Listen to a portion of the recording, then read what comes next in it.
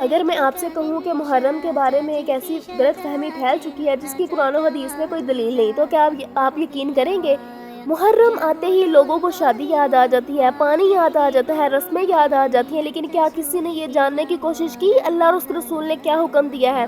ہو سکتا ہے آپ بھی برسوں سے ایک ایسی بات کو دین سمجھتے آ رہے ہوں جس کا قرآن و سنت سے کوئی تعلق ہی نہیں۔ آج حقیقت جان لیجئے۔ محرم آتے ہی کچھ لوگ خوشیوں کو حرام سمجھ لیتے ہیں، لیکن سوال یہ ہے کہ کیا اللہ نے بھی ایسا فرمایا ہے یا صرف لوگوں کی سنائی ہوئی باتیں ہیں؟ حضرت حسین نے حق کے لیے جان قربان کر دی، مگر آج ان کے نام پر ایسی باتیں پھیلائی جا رہی ہیں جن کی دین میں کوئی اصل نہیں۔ آخر حقیقت کیا ہے؟ کربلا کا پیغام صرف آنسو نہیں، بیداری ہے، صرف غم نہیں، حق کے لیے کھڑے ہونے کا اعلان ہے۔ لیکن کیا ہم نے واقعی اس پیغام کو سمجھا ہے؟ کیا آپ بھی سمجھتے ہیں کہ محرم میں شادی کرنا منع ہے یا محرم میں پانی کم استعمال کرنا ضروری ہے؟ آئیے دیکھتے ہیں قرآن و سنت اس بارے میں کیا فرماتا ہے۔ محرم اسلامی سال کا ایک عظیم و بابرکت مہینہ ہے۔ اللہ فرماتے ہیں بے شک اللہ کے نزدیک مہینوں کی تعداد 12 ہے، ان میں سے 4 حرمت والے ہیں، محرم انہی حرمت والے مہینوں میں سے ایک ہے۔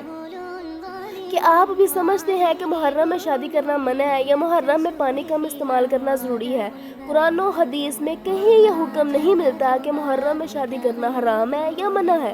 شادی ایک نیک عمل ہے اور اسلام نے اسے آسان بنانے کی تعلیم دی ہے۔ نبی صلی اللہ علیہ وآلہ وسلم نے فرمایا نکاح میری سنت ہے۔ اسی طرح یہ عقیدہ بھی درست نہیں کہ محرم میں پانی کم استعمال کیا جائے۔ حضرت حسین اور اہل بیت کی شہادت کا غم اپنی جگہ، لیکن شریعت نے پانی پینے یا استعمال کرنے کو محدود نہیں کیا۔